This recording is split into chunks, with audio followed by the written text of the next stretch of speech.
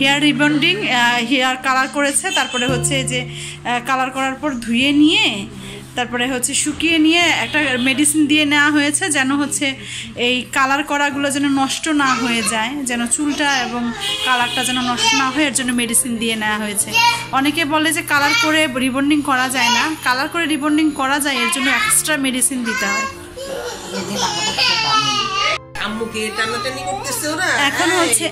এখন হচ্ছে ইসের মেডিসিন দিয়ে নেওয়া হচ্ছে, রিবন্ডিং এর মেডিসিনটা এখন দিয়ে নেওয়া হচ্ছে।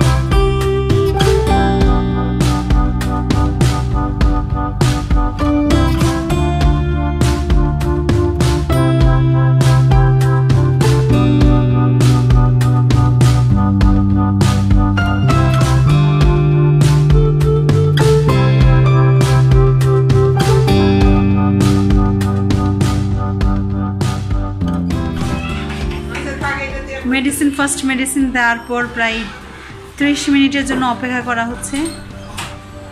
20 মিনিট হয়ে গেছে, আর একটু পরে